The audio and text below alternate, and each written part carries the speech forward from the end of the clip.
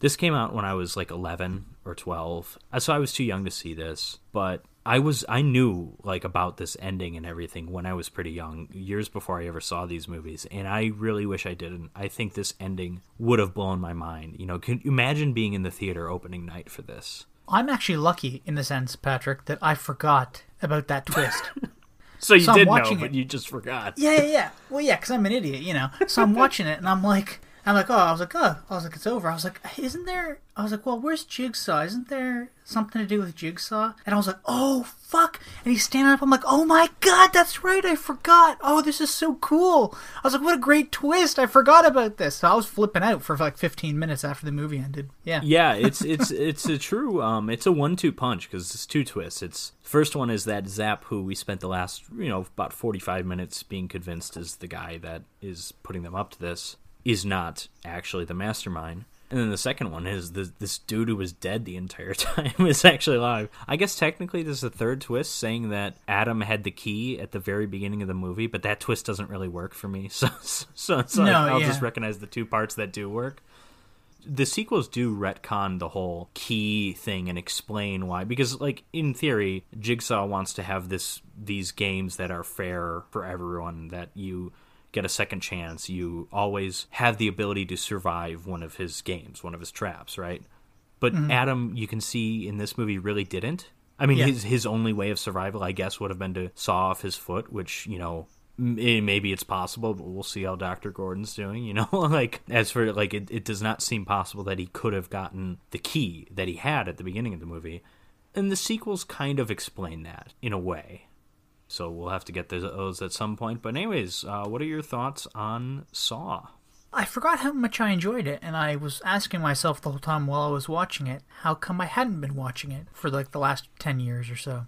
I thought it was a really neat horror thriller thing, and I agree with you, it's not really torture porn, but I think a lot of people think of it as torture porn. Well, there is torture in it, but you wouldn't call something like Audition torture porn, even though there's torture in that. No, exactly. And the difference is, when I hear torture porn, and first of all, that's just a phrase that I don't like because it just sounds disgusting, but I think what it really means is that the torture porn label, I think, it's not just that there's torture, it's that the movie's concentrating on the torture and we're kind of reveling in it and almost kind of rooting for people to screw up and to die. And we are not doing that in this movie. We're rooting for these two characters. At least I am. Yeah, exactly. Yeah. I mean, that's not the case in Hostel because I want every single character in that movie dead,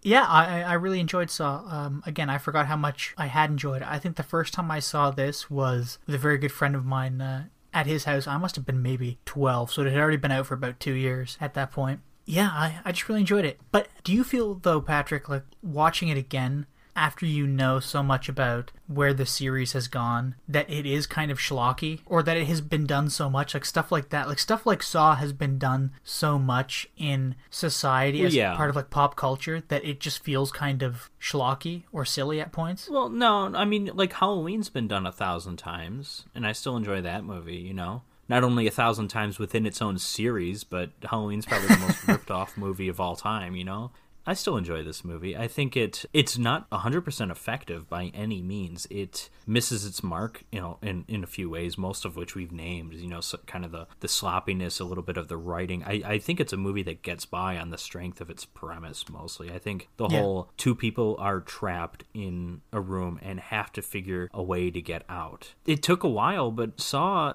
is the reason escape rooms are like a big thing now, right? That's I feel what I was like going to say, Saw is 100% part of the not resurgence, but of the increase in popularity, even though it took a few years. It's kind of like you get all these found footage movies 12 years after Blair Witch comes out, but Blair Witch was really kind of the trendsetter there, if you will. I don't know. Yeah. I think there is something just fascinating about this premise. It's an entertaining movie. It's a messy movie. It's a sloppy movie in a lot of ways. But I think most of its issues can be blamed on its low budget. This is a really low-budget movie, and it shows in a lot of ways. But also the strength of the talent in the filmmaking also is able to show. Yeah, I totally agree, and I agree with you that I thoroughly enjoyed this movie. Speaking of budget, though, what was it, $1.2 million? That was its budget. but it Yeah, made, I would actually predict it to be smaller than that, to be honest, but that's what I have seen on Wikipedia. I don't know. What's amazing to me, though, is that not only was it shot, its budget was relatively small, and it was only shot in 18 days, apparently, but it made more than $100 million worldwide. And then it says here on Wikipedia, becoming, at the time, one of the most profitable horror films since '96's Scream. Yeah, well, I think even Blair Witch Project in between Scream and this was probably because that movie was made for about $10 probably, but yeah, no, this is, I mean, I've always said, like, James Wan made this tiny movie into a nearly $1 billion franchise. Like, yeah, he didn't really like the sequels, that's true, but it's like he made that out of this movie. It's like, I feel like this dude can do anything. He can make me like the Fast and the Furious movies. He pulled that off. He made me like a DC movie, you know, although he didn't do Shazam. You know, Shazam is a masterpiece, but I'll agree with that. I believe in James Wan. I think he's a very talented filmmaker, and honestly, I think Leigh Whannell, who's only directed 3 movies now, he doesn't direct this. He might have had some kind of, because he and James Wan are just good buddies. He probably had some kind of input on the directorial process, but he has directed 3 movies. He directed the 3rd Insidious movie, which was my favorite Insidious movie. Granted, I'm not a big fan of those movies, but I thought that movie was pretty good. I think I've only directed seen the first 2.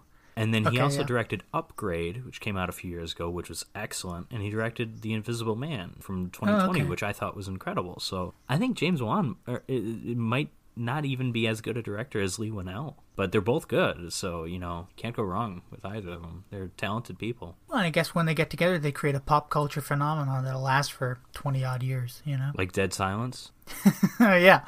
Actually, I'm hoping we get to Dead Silence soon. I would be very curious to revisit that movie, because I don't have the fondest memories of it, but neither does James Wan, I believe.